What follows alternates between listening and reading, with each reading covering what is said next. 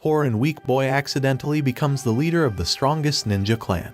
Itoki is a regular middle school student who leads a relatively normal life with his childhood friend, Kosu. He spends most of his time studying and participating in various extracurricular activities to prepare for his future. One day, he finds a love letter in his locker at school and is immediately filled with excitement. He meets with the girl who admires him, Satomi, and she asks him to become her boyfriend. Although his overprotective mother, Yumika, is against it, Itoki decides to go on a date with her. When they arrive at Satomi's place, Itoki is nervous and unsure of what she wants to do. Suddenly, Satomi takes off her clothes and gets on top of him. Itoki pushes her away and checks under the bed to see if there's someone waiting to prank him. To his surprise, he sees a ninja under the bed, and Satomi attacks him with a kunai and kicks him. More ninjas appear, and she prepares to kill him. Fortunately, a kunai flies through the window, creating an ominous smoke screen, and Kosu appears to save Itoki. She throws him out of the window, and she fights the ninjas herself. Itoki runs into the city, where he desperately asks a police officer for help. But before the officer can say a word, a ninja appears and slits his throat. More ninjas follow and attack him, trying to capture him.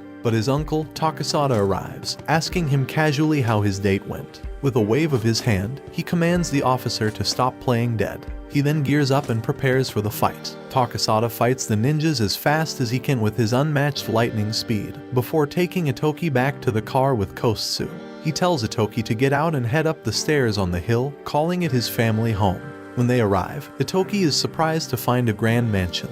Yumika shows up, greeting everyone with a bow and telling Itoki to call her chief. Yumika is the leader of the Iga village, one of many ninja clans that have blended into society. They have been following strict rules to maintain balance and peace for decades. Unfortunately, their rival village, Koga, has been trying to take over Iga, and it was them who attacked Itoki. They are determined to take his life as he is the successor of the Iga ninja village. Meanwhile at Koga, their substitute village chief, Kaido, has declared that they will take revenge on the Iga ninjas for the death of their clan chief, Kishinmaru. Yumika is deeply concerned and insists Itoki to become a ninja to ensure his safety.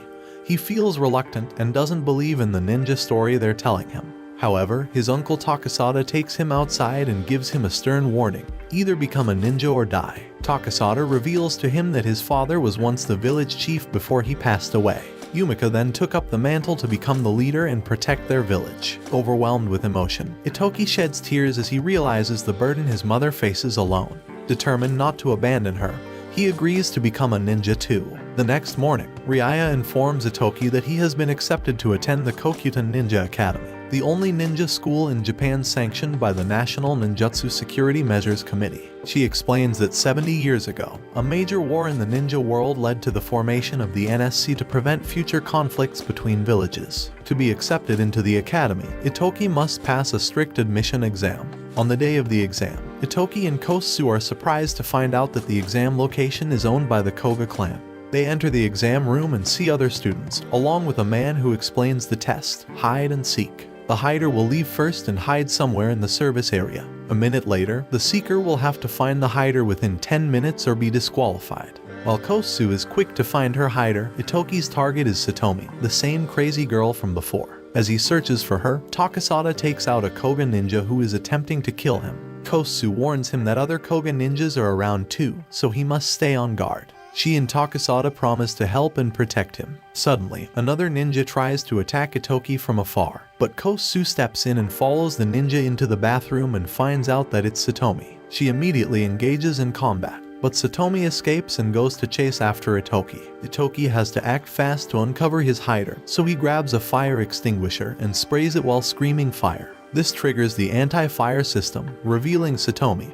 who was attempting to attack him. Satomi continues to charge at Itoki, but Kosu kicks her away. Out of nowhere, the NSC ninja appear and apprehend Satomi, quickly whisking her away. Itoki wants to tag her, but the examiner informs him that time has already run out since he activated the sprinklers. When he is asked why he chose to damage the property instead of finding another way to uncover the optical camouflage, Itoki realizes that he wanted to protect the people and keep them out of danger. He fails the test, but he's still chosen among the students who passed. Meanwhile, Hayato, the captain of NSC, is sent to Koga's clan to inform them that Satomi, Kaido's daughter, has been arrested for attempted murder. Kaido explains that she betrayed the clan a month ago, so that's good news. However, as Hayato leaves, he receives a call about Satomi, who has ended her life. At the Iga's house, Yumika panics when Takasada informs her that Koga has infiltrated the academy, and the NSC, and even their family. Itoki, accompanied by Kosu, arrives at the Kokyuten Ninja Academy to begin his journey towards becoming a ninja. As soon as he steps off the train, he notices a girl and can't help but stare at her. The girl, Ryoko, notices him and introduces herself. Soon after, Ryoko leaves with her friends, and Itoki bumps into some guys from the Koga clan who seem hostile towards him.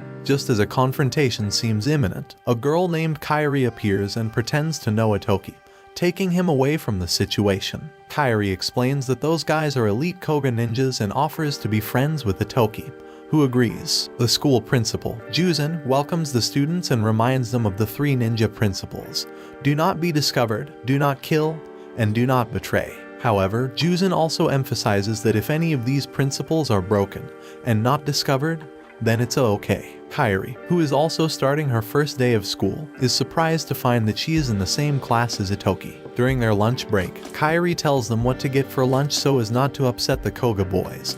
But Itoki is confused and looks over at them, causing one of the Koga members, Himura, to get mad and assume that Itoki is trying to start something.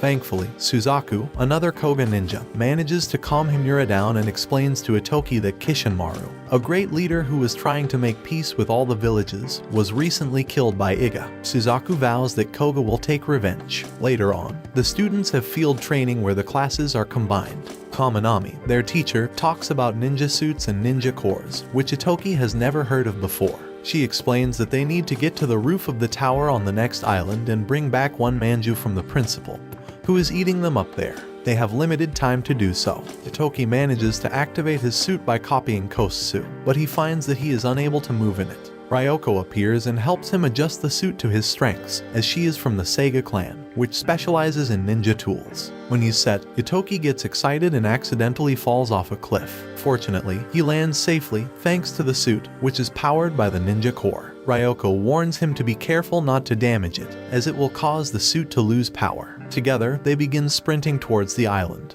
On the bridge connecting the islands, they meet Suzaku, who tries to attack Itoki. However, Kosu quickly appears and blocks Suzaku's attack, allowing Itoki and Ryoko to continue. When they reach the island, Itoki notices something and tells Ryoko to go ahead without him.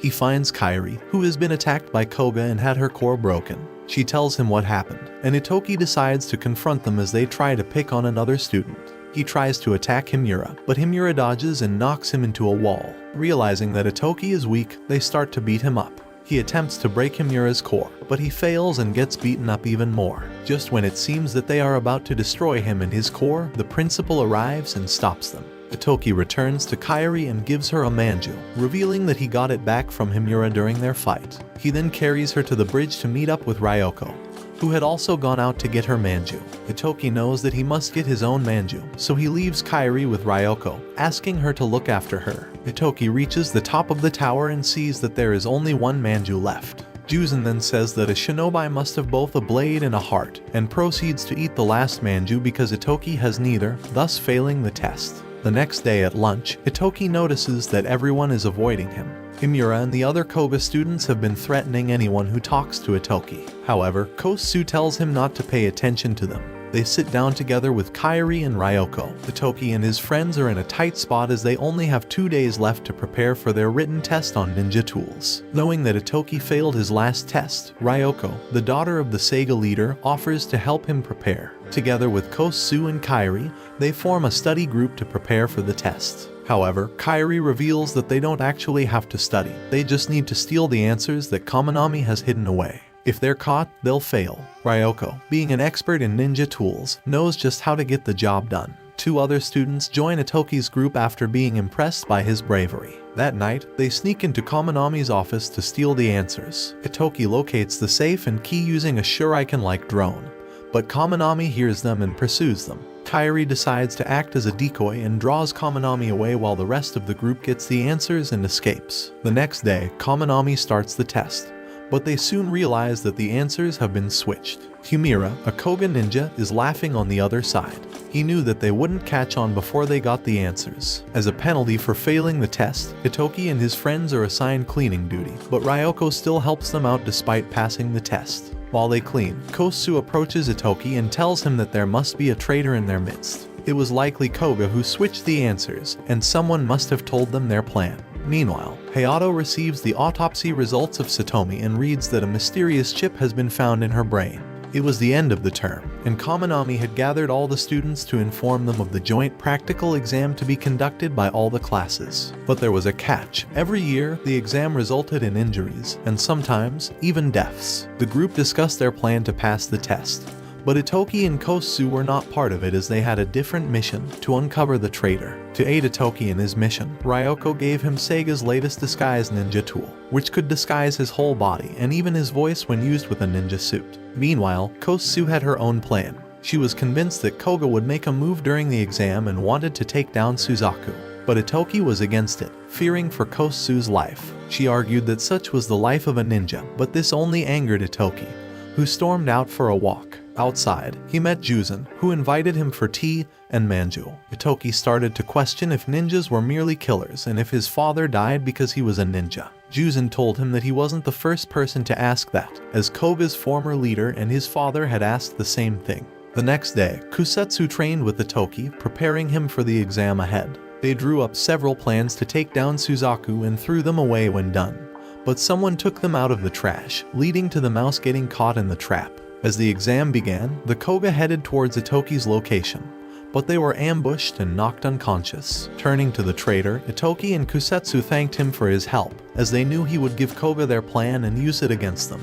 The student revealed that he had no choice. His village was threatened to be crushed if he didn't obey. Kusetsu then went to face Suzaku while the traitor informed Himura. Himura was shocked to learn that the traitor was actually Itoki in disguise. However, Himura was also using a disguise and was, in fact, Suzaku. Suzaku chased after Itoki, landing several blows. But Itoki refused to give in to death, knowing that if he did, the cycle of revenge would continue, leading to more suffering. Itoki knew he had to act fast as Suzaku was hot on his trail. He tossed a smoke bomb, creating a diversion. Suzaku began throwing kunais, trying to hit his target. Itoki, however, was quick on his feet and managed to avoid most of them. In a daring move, Itoki lunged at Suzaku, taking him by surprise. Itoki struck hard, destroying Suzaku's ninja core. As the bell rang, Itoki collapsed, completely spent from the intense battle. Itoki's friends anxiously waited by his side in the infirmary. They breathed a sigh of relief when he finally opened his eyes. But the next day, Kairi warns Itoki that his kind heart may one day get him into trouble.